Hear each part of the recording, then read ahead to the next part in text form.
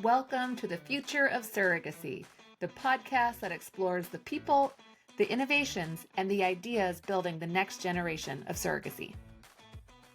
Today's conversation is about how the surrogacy field can take a more proactive role in shaping its public narrative before others do it for us. Over the past year, surrogacy has been the subject of national media scrutiny from the major outlets and has focused on real and serious failures, but also on a very small subset of the bad actors. And what's often missing from those stories is the broader reality that thousands of ethical, carefully managed journeys are carried out by responsible agencies, attorneys, clinicians, and professionals who are deeply committed to protecting surrogates, intended parents, and children. As lawmakers and regulators begin to look more closely at surrogacy, there's a real risk that a handful of high-profile stories could outweigh decades of positive outcomes and responsible practices. It could shape policy in ways that do not reflect how most of this field actually operates. And so we've brought in some big guns. We're joined by two leaders who specialize in crisis communications and long-term narrative strategy, and who have worked with well-known organizations in the family building. And so our big guns are Lori Ruggiero. She is a managing partner at 5WPR, and she leads media strategy. Lori comes from the journalism side of the house. She was a journalist for a number of years and then became a TV producer for CNN, NBC, Al Jazeera, and ESPN. And then Rob Ford, also a managing partner at 5WPR, leading the crisis strategy work. And Rob comes from the public policy side of the house. He started in DC doing issue advocacy, political work, and then parlayed that into his PR career. It's important to note that they're not here as surrogacy experts, but as experts in what happens when industries reach an inflection point like this one. So with that, welcome to the Future of Surrogacy, Lori and Rob. Thanks so much for having us, Erin. Yeah, thanks for having us. Yes, I'm excited to have some experts because I think this field, even calling it an industry, I'm aware that's not the right term we should be using because it makes it feel more transactional, and we're talking about babies and families and wombs. But what we want to do with this episode today is have you share case studies from other industries where you've seen negative press or some bad actors start to monopolize the narrative, and talk about how you can use some more proactive approaches to correct it. Because the truth is, this is an incredible field with incredible stories of people helping people and family dreams coming true. But the bad actors, end up in the Wall Street Journal and the New York Times. So from a crisis communications perspective, when an entire industry is receiving negative national press, how does that become super risky for organizations within that category? Sure. So I'll back up for a second before we specifically speak to that. But when we think of work, one of the things we do with our clients is what can you do from a preparedness standpoint? And before you get to the issue, before it's something that's present in front of you, what is the work you can be doing in advance of that to lay the groundwork so that when an issue does crop up, you're better prepared to handle? So yes, there's been some negative press, but there's a good amount of preparedness that could be done in terms of thinking about the messaging around the industry. What are some of the worst case scenarios and how you plan for that? When these issues do crop up, ultimately what you're looking to do is counter that with positive press. And when we think of the people we're targeting, you have the pro surrogacy groups. You don't really need to worry about them, right? You have the folks that are going to be set in their ways and very against that category. And you're probably not going to change their mind. What you need to focus on from a communication standpoint is that group in the middle that really doesn't know what they think yet and really can be impacted by a thoughtful strategy around communication, PR, marketing. So Yeah. And I would just add, listen, the risk certainly as, things start to percolate and take hold in the press is there's a reputational issue, right? And obviously nobody wants that. But what the industry has to be careful of is when does that spill into existential risks? Meaning now policymakers are making decisions around the industry that risk limiting access, taking away access, restricting rules and things around the availability, things of that nature. So it's what can be started as a reputational issue and an uncomfortable perception or mischaracterization of the industry can quickly snowball into Well, now we have an operational and organizational challenge in terms of how we're going to continue to serve women and intended parents. So that's the thing that you have to be very careful of. And if you choose to start acting by the time it gets into that territory, it's a much, much deeper hole to dig out of. Yeah.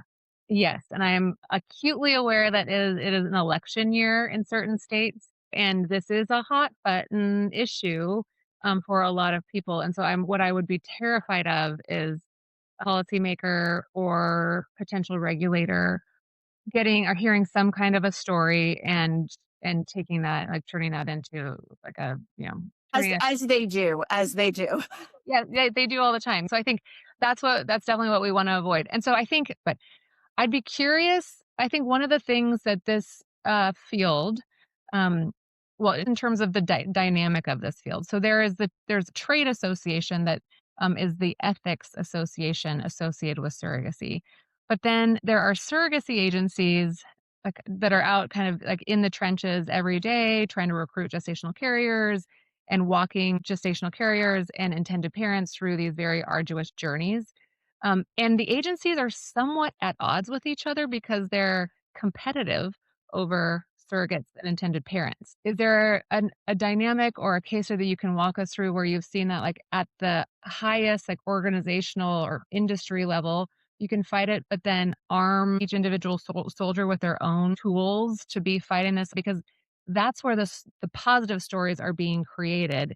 And I don't know necessarily if they did bubble up to the trade association level, if that's where the narrative should be told, or if it should be the people that are in it every day running these agencies. What you're describing, it's something we see with franchises. There's corporate, Mm. and then they need to speak to their individual owners who are interacting directly with customers. So it's something we see really often with any kind of whether B2B or B2C franchise. It's dogged the multi-level marketing industry for years, right? There's a corporate narrative, but then independent contractors are doing the work. There's a couple of bad actors that then create a narrative that percolates in media and on social media that then becomes really hard for the parent company to shake. And you're always kind of trying to balance that. And it kind of flies in the face of what would be, common advice, right? Stay on message. It's easier to do that when it's one group versus when you have this kind of structure. So you're inherently at a disadvantage to start, but ultimately staying on message through top to bottom is the best case. Okay, I think that's an awesome example. Like, because I remember like the McDonald's that I grew up next to had an E. coli outbreak, or maybe it was Jack in the Box. But it's like one individual restaurant has an E. coli outbreak, and all of a sudden, well, McDonald's has an E. coli outbreak, right? right. Yeah. And so what you're saying is like, stay true to McDonald's messaging in terms of our health and safety standards. Well, I'm saying it's not just stay true to the messaging, but to what those core, health regulations are. In this day and age, it's really hard because it's not just, it's not just traditional media. You're fighting these battles in social media where it's a very different dynamic. So there's multiple fronts with different rules on each front that you're looking at in that situation. But that's just it. The onus is on McDonald's to make sure that its franchisors, right, understand, the risk they take when they move away from policy, when they move away from messaging, and empower them with the tools to counter that. Again, it's just that's one of the challenges in that industry. Have you worked with that dynamic in the past where you're having to arm both corporate and franchise? An And hour ago. an hour ago. Okay, good. Yes. I'm sure. And I know that this isn't a silver bullet strategy, but just highlighting the various ways that you can start building a positive narrative. Are there best practices there that you see? And obviously it starts with a fundamental strategy for how we're going to approach this. Yeah, I think so. Number one, like you said, with an industry association is typically a good place to start. But then what you have to look at is it been well communicated to everybody that yes, while they're competing entities in and of themselves, the rising tide lifts all ships, and you have to demonstrate that very clearly. So going back to what we initially discussed around this could very well threaten the entire industry and its ability to function in the same way. And so once you get people on board and there's something that can kind of galvanize everybody. That's the first thing. And then second is, I know it's not necessarily at the competitive level, but part of what we do a lot of with working with organizations is, they are the front lines, right? And so there's one thing to establish a message or a strategy in responding to an issue at the executive level, but that's not necessarily the point of entry, right? So it's what is your customer service team? How well equipped are they with the facts? How do they know how to route and address people's concerns? Is it, people that have relationships with customers because they're an account manager and things like that? So it's really about, creating that strategy, socializing it out, and making sure people understand the value that it represents to be on the same page. Yeah, that's a great answer.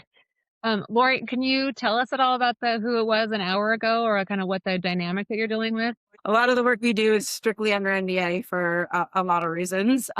Yeah, if you have a case study that we can use as a metaphor almost, because what we're all acutely aware of is that these one-off stories have the power to aggregate into a bigger, stronger thread. And, we saw it last week where major legislation was filed in Florida that would have a pretty significant impact on surrogacy. So whether or not that's the, political climate that's driving that, these stories, they're anecdotal sound bites that people can use on a stump speech. And so I don't expect you to talk about anything that you are under NDA for, but it's wise for us to look at some of the examples in other industries in terms of how negative press has had an impact, whether it's regulation or something else.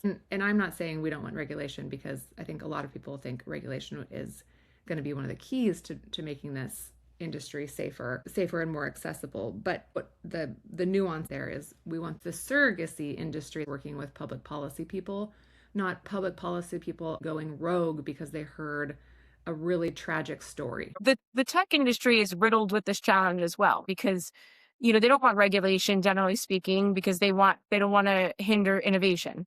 So you saw this like with crypto, and there's still conversations around what's the right level of regulation. You've had political divisiveness around it. You've seen scams for Bitcoin machines where certain states, want to shut them down, and others are like, actually, we're democratizing the financial institution. We're doing we're bringing people who are unbanked into the monetary system.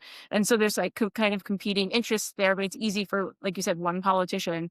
And we do work in that industry with clients around, messaging and kind of the need for alignment, even with people you might be in competition with.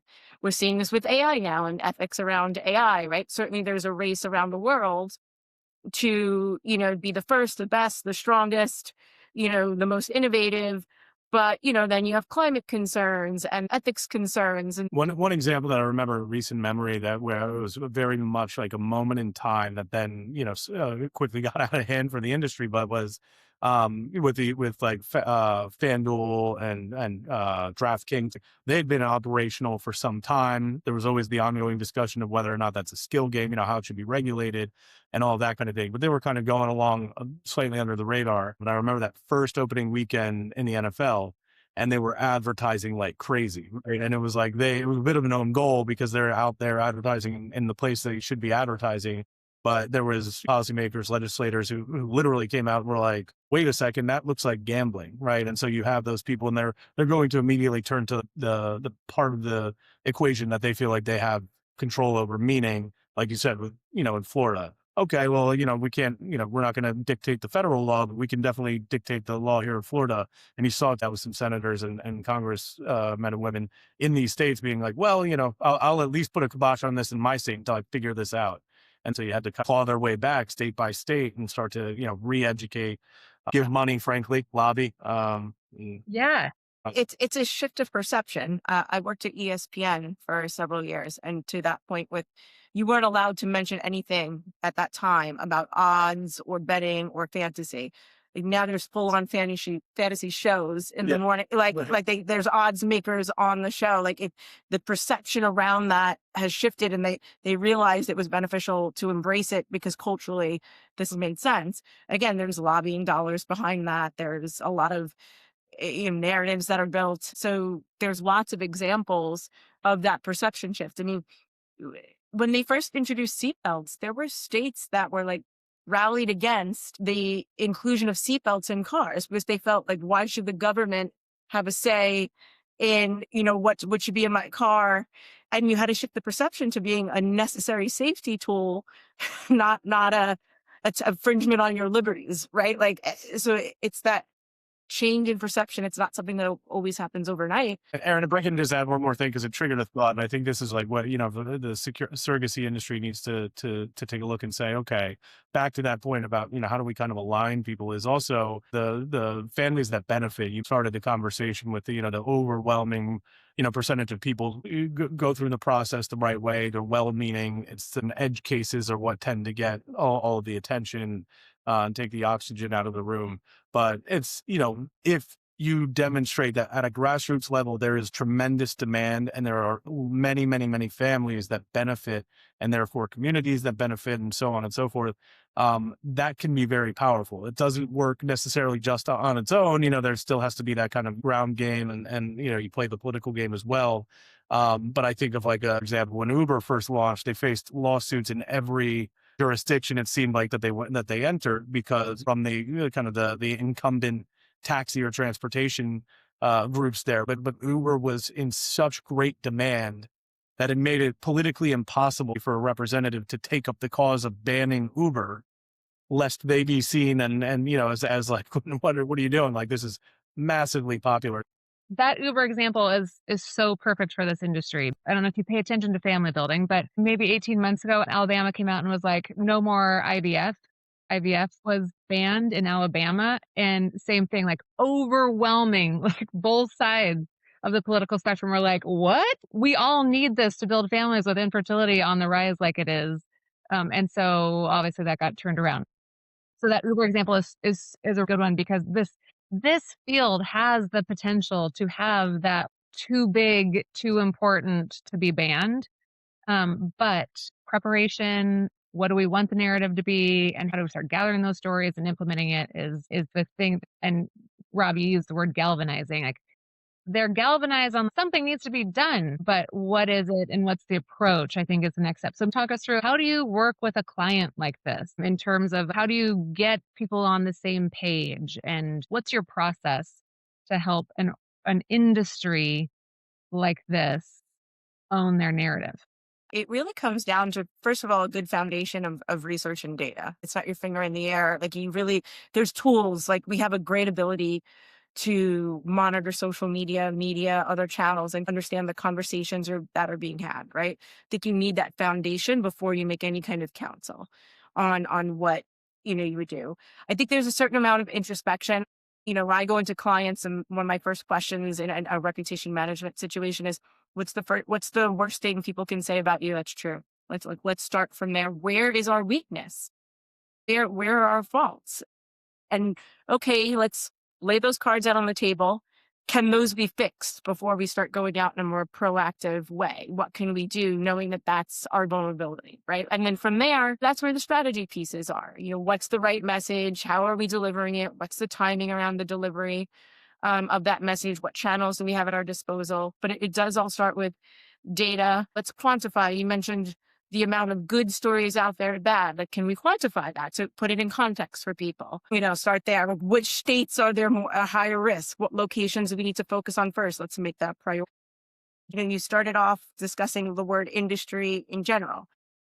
I think you're spot on that there's that word connotes certain feelings and intentions that feed into a negative narrative. So family building, a little bit more kind of neutral terminology. And again, I'm saying this without research. There might be other options to lean into that better describe what you're doing without that negative feeling associated with it. Yeah. I can imagine at least there'll be people listening to this podcast and they're like, no, we shouldn't counteract any of the negative with positive. Because if we're going after policymakers, for example, they'd be like, why are they going after me all of a sudden? Like, what's going on? What have you done that now you're trying to counterbalance this? Like, we should just be silent and let the truth will speak for itself. What do you say to that as a strategy? And I can already tell by Rob's face.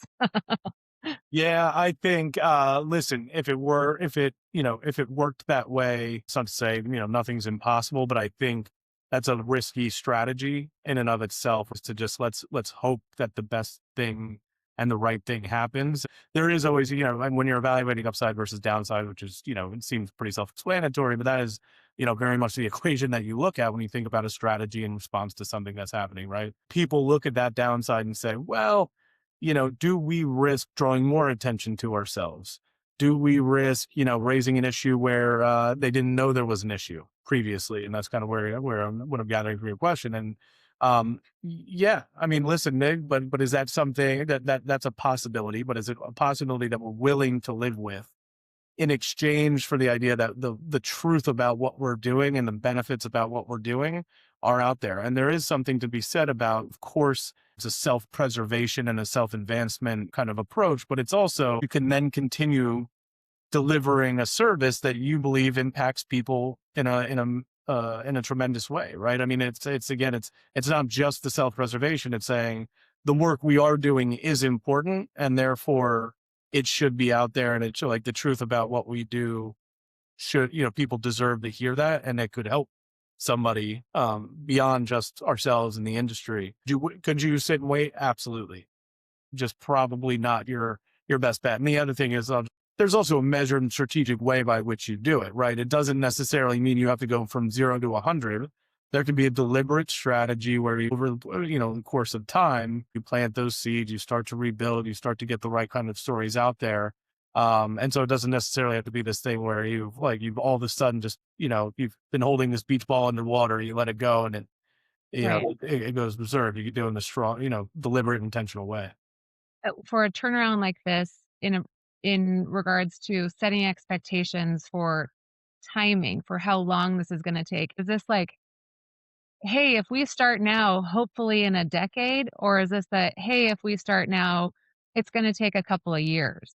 I think it's probably the latter, but the truth is we would have to really assess the current situation with the data and the and monitoring and see, for lack of a better term, like what kind of hole that needs to be climbed out of. Where we'd have to really assess the assets we have currently available, to and then make the determination of like where we were going to have those incremental wins and what that looks like. To Rob's point earlier, for every negative story doesn't mean you need to counter it with a positive story. But how many states are really close to legislation? There's a lot of celebrities that talk really positive. Is that something that can be harnessed in a more meaningful way? How do you create that advocacy overall? So it's certainly not a 2-week job. But I think a real assessment of how dire the situation is would then from there be able to be like, all right, this is what we expect in 90 days. This is what we expect in 6 months. This is what we expect in a year. And then sustaining that. Yeah. Yeah. Okay. So how do you distinguish between something that is a short-term crisis management situation versus this is a long-term reputation management? Or is the approach the same? It's different. There's acute situations like a recall can be acute. It's just managing your recall. So if it's your third recall and it's now like a broader reputational concern, right? That's we talked about preparedness, response, and then the third bucket being recovery. What do you then need to do long term or consistently to maintain, the fix, and what does that look like? Because just because you turn the tide too, you can't just sit back on your laurels. Like you then need to make sure that that's the image that you put forth forevermore. Yeah. And I would say something you look at is, what is the source or the origin of a lot of the challenge that you're facing? And is that going to continue? Is that a moment in time, or is that a consistent opposition, for lack of a better word? So if we're saying there will always be bad actors, there will always be people that exploit a system, abuse a system, is that going to go away? No, that's probably something that's going to continue in some capacity in perpetuity, without sounding too cynical. And so knowing that, you have to start somewhere, of course, but it's probably going to be an ongoing sort of education and an ongoing, if not repair, maintenance, right? It's like working out, right? Like, yeah, you'll see some result a month. In 6 months, it'll be significantly different. In a year, it's dramatically different. But your work then isn't done. Now it's maintenance. Right. And Yeah. I think too, the other thing to consider, right, with the bad actor or the bad apple, it's not enough to just say, hey, there's bad apples out there. They don't make up the majority. because the criticism will then become, well, are you doing enough to weed out and remove those bad actors? Because the onus will be put upon you to do that. And so those are organizational shifts that need to come out. There's like, I'll go back to the tech companies, right? Are they protecting children? Are they protecting elderly from scammers? Like, they're not the scammers themselves, but are they doing enough to protect from it?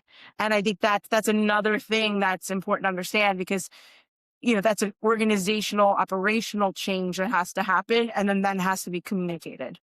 Wait, will you talk a little bit more about that? Because I think that's really applicable here. Because the trade organization is called SEEDS and it's the ethics organization. So only ethical organizations get to belong. However, there's no policing or guidance over who's ethical. In fact, one of the worst offenders that had one of the really bad articles written about them was a member of the ethics organization.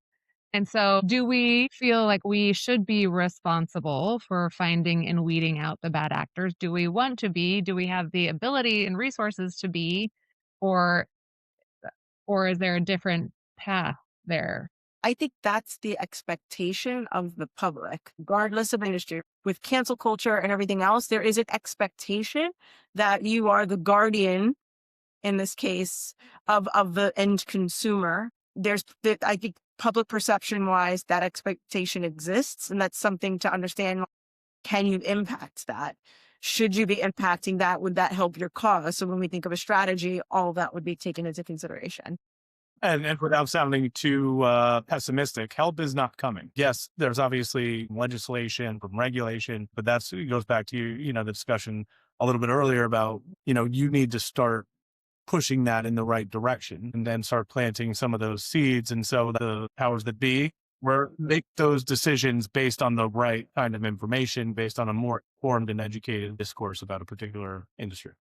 Yeah. Okay. That is super compelling. How do you even, and not in surrogacy land, but with others, how do you corral people around what the strategic pillars to the strategy should be? Even who are we going after here with this like proactive narrative approach? Because some people might say regulators, some people just might say journalists. Like one of the most inflammatory stories that came out recently was this past surrogate, and she was talking about how she'd been wronged, and then within the surrogacy community, people are like, "That girl was such a scammer." Like, so the journalists hadn't done the job in terms of vetting the person before pushing out the article. So this like super inflammatory piece hits and chip away at the credibility of surrogacy with it, even though it's not necessarily true. Even that kind of like, are we chasing journalists then to make sure the journalists know like who the credible sources are they can come to when they want to write a piece about surrogacy? Yes. I mean, there's multiple audiences for any given situation. We do message mapping against various stakeholders. Right? Like that, those messages change slightly depending on the audience that you're talking to right there. For like specific situations, like the one you mentioned, I would, did that journalist reach out in advance and ask for an interview or comment, or I imagine depending on the publication, there was some level of or attempt made. We're then having a team of professionals there to guide you through what that looks like and what the ramifications of saying nothing are versus having a say in the story. I think makes a lot of sense, because there's times where being quiet is better, and then there's times when it's not. And so having a professional with you in those moments to guide you, there's tactics and things we can do on our side in terms of relationships we have with editors and conversations we could have with standards. It's very case by case. But, Yeah. we do sometimes have to educate reporters on situations, right? Especially if they're only hearing it from one side. So Yeah. Yeah, I would imagine that. Okay, just as like general rules, kind of as like a quick fire round. Are there certain things like negative press breaks? What should an organization or not do? Panic.